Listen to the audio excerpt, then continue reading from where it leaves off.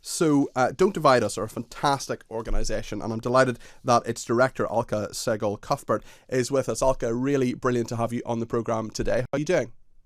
Thank you, Peter. I'm fine. Good to be here. Thank you. One of the founding signatories, Ike EJ, has been on this program many times, and he is a wonderful, wonderful human being, and we love hearing from him. And it's really interesting because you have there's a thought, certainly, that a contentious interpretation of anti-racism has taken hold after a study found 1 in 4 councils promote contentious diversity policies. Now, let's talk about this because, look, I am obviously a white person. I do not want to be in any way racist. I don't want to upset anybody. I don't want to say anything or do anything that would make anybody uncomfortable. I think, look, no one has the right not to be offended, but at the same time, I think people take offence too easily. I could say, well, someone could say, well, you're wearing a cream jacket, and that offends me. No one has the right not to be offended, but there are these interesting kind of anti-racist or allegedly anti-racist policies using terms like structural racism, white privilege, unconscious bias. What do you make of what councils are doing, and what do you think needs to be done? Okay, I think, well, some of the terms that you've just referred to are terms that come from an abstract theory, loosely called critical race theory. But the main point is whether it's called that or not, the beliefs in it are really quite pernicious when they're pernicious when they're being introduced as they are, as we've found in the report you referred to as our report.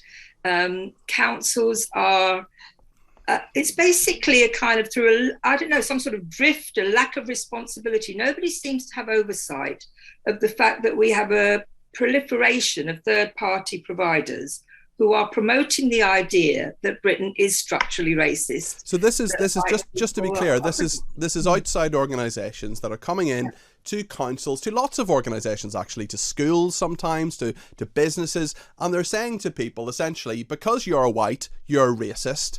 And because certain people, Britain is a structurally racist country, there's no way that anybody can possibly succeed because if they happen not to be white. And this idea of white privilege, that you're somehow far ahead, there are certain things you don't experience because you're white. I mean, the thing that really annoys me as well is that people say white people can't experience racism. I have personally experienced racism because I'm white. I'm not saying I'm a martyr or my life is terrible or anything, but it has happened. And all of this just really worries me in terms of dividing and doing what your organisation is campaigning not to do. Don't divide us. Totally. It is really divisive. It's being introduced into schools to young children who do not yet have the critical faculties to be able to work out, what's being said, what the assumptions are, or why people might be saying it. Children tend to trust what they're told at school generally, and they're being told a story about Britain, a story about white people, a story about non-white people that is highly controversial. I don't think it's true. I don't believe it's true.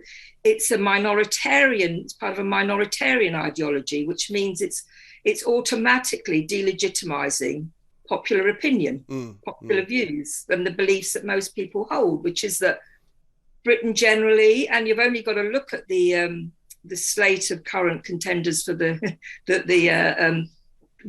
post of prime minister to see, 3 of them are non-white, right? Now, that doesn't mean that there may not be problems of discrimination, pockets of discrimination in certain areas. But as the CRED report, the Sewell report said, that you need a very high bar of evidence to prove that, and then to because work out. There is an assumption, isn't there, Alka? There is an assumption that Britain is a racist country. I just don't believe it is. No, of course it is. You only have to ask yourself, what would life in Britain have to be like if that were true? Could we have 3 candidates who were brown-skinned or black-skinned? Could we have the fact that most people in Britain, most ordinary people, are quite okay with their kids marrying across ethnic lines? They're not bothered by it.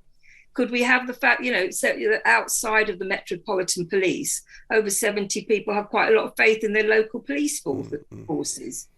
So there's a lot of evidence, and just going on your own experience, there aren't riots happening, right? We have occasional cases of egregious, things that happen that make the headlines, and they make the headlines precisely because they're not everyday assumptions, not everyday happenings.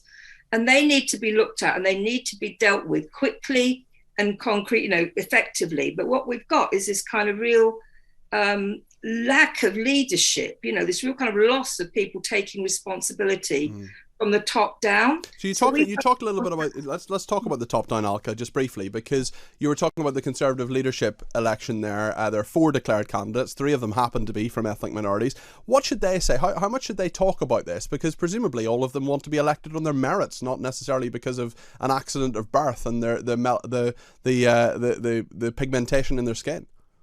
Totally. I think you certainly you don't want to play the race game to mirror what the people, the ideologues promoting this are doing. But the point is to recognise that this is part of like I said, a minoritarian ideology, along with the trans stuff, along with the climate catastrophism that's being, it's one thing to have these debates in adult public life. It's another when you just accept them and present them as true beliefs in schools. Yeah, that's in fact, yeah. No, yeah. I think we need to teach our children not to just accept things, as they often do when they're very young. Completely agree with you, but to question this as well. And they need to hear all sides of things, and we get all sides of the debate here on Talk TV. Alka Sehgal-Cuthbert, their director of Don't Divide Us. Thank you so much. Speaking a lot of sense there.